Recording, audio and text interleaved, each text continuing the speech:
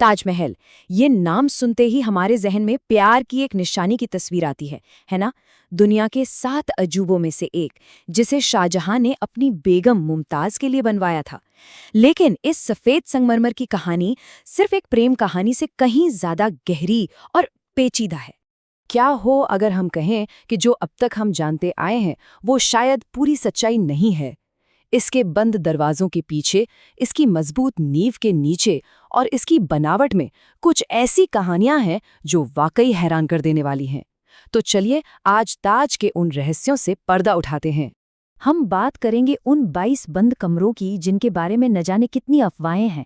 हम उस तकनीक को समझेंगे जिसने बिना सीमेंट के इतनी बड़ी इमारत को खड़ा कर दिया। हम जानेंगे कि क्यों इसकी मीनारें सीधी नहीं बल्कि बाहर की ओर झुकी हुई है, और हम उन मशहूर किस्सों का सच भी जानेंगे जिन्होंने सदियों से लोगों को अपनी तरफ खींचा है।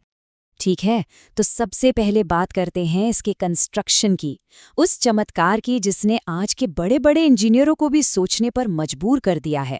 ये सिर्फ एक खूबसूरत इमारत नहीं है बल्कि इंजीनियरिंग का एक लाजवाब नमूना है।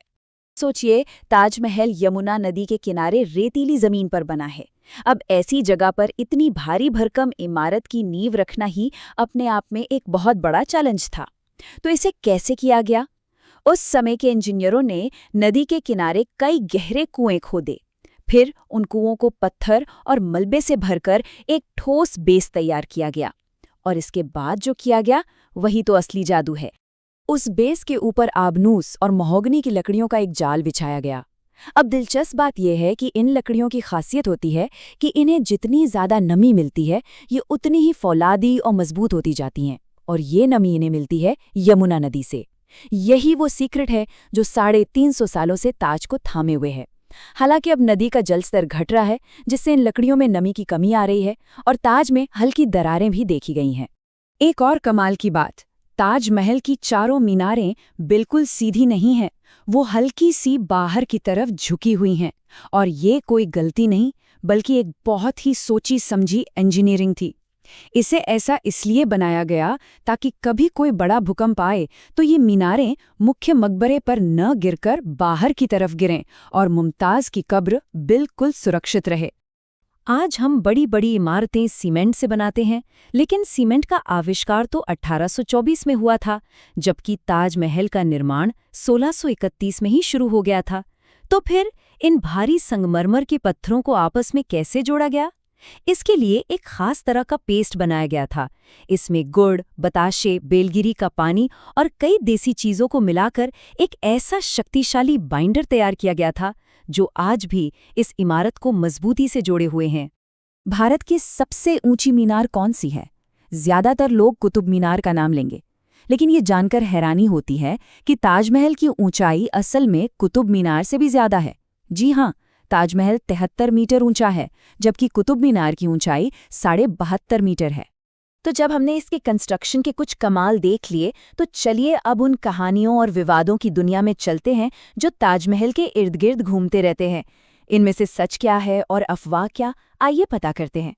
ये शायद ताजमहल से जुड़ी सबसे प्रसिद्ध और भयानक कहानी है। कहा जाता है कि शाहजहां ने इसे बनाने वाले 20,000 मजदूरों के हाथ कटवा दिए थे ताकि ऐसी कोई दूसरी इमारत दुनिया में कभी ना बन सके। लेकिन सबसे जरूरी बात यह है कि इस कहानी का कोई भी ऐतिहासिक सबूत मौजूद नहीं है, एक भी नहीं।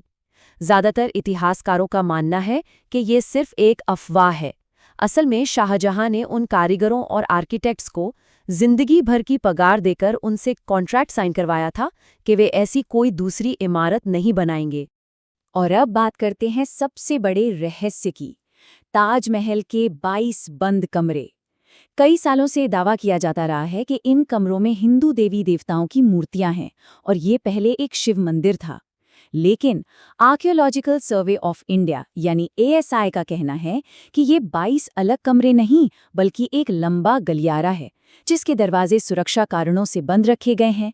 इन दरवाजों को मेंटेनेंस के लिए रेगुलरली खोला जाता है और ASI ने इन कमरों के अंदर की तस्वीरें अपनी वेबसाइट पर पब्लिक भी कर दी हैं। एक और मशहूर कहानी है कि शाहजहां यमुना के दूसरी तरफ अपने लिए एक बिल्कुल ऐसा ही काला ताजमहल बनवाना चाहते थे।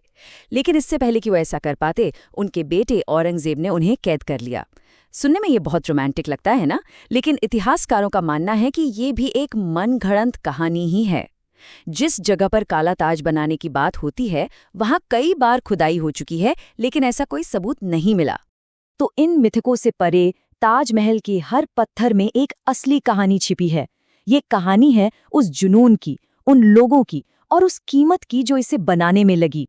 इस पूरी कहानी के केंद्र में है मुमताज महल, जिनका असली नाम था अर्जुमंद बानो बेगम। शाहजहां उन्हें महल का सबसे अनमोल रत्न कहते थे। सिर्फ 38 साल की उम्र में अपनी 14वीं संतान को जन्म देते समय उनकी मौत हो गई। कहते हैं इस घटना ने बादशाह को पूरी तरह तोड़कर रख दिया था और इसी दुख ने दुनिया की इस सबसे खूबसूरत इमारत को जन्म दिया। ये बात बहुत कम लोग जानते हैं कि मुमताज को उनकी मौत के तुरंत बाद ताजमहल में नहीं दफनाया गया था।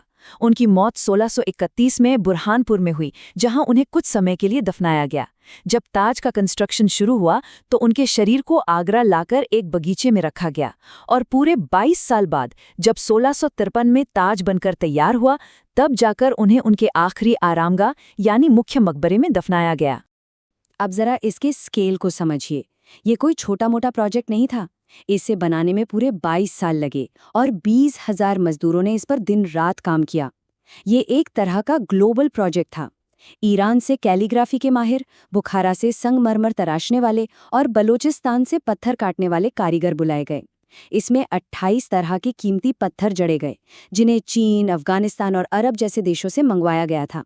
और ये सारा सामान 1000 से ज़्यादा हाथियों पर लादकर आगरा लाया गया था। और इस प्यार की कीमत क्या थी?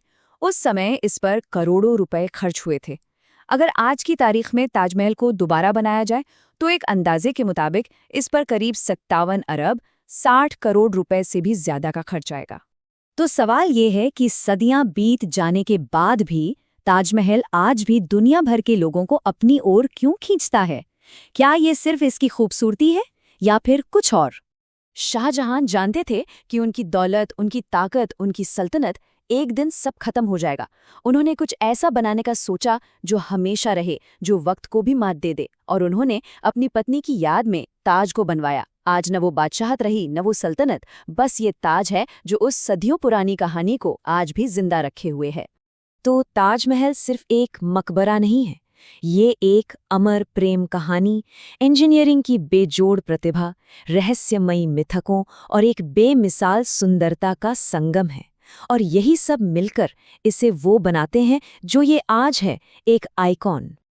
और ये हमें एक आखिरी सवाल पर छोड़ जाता है।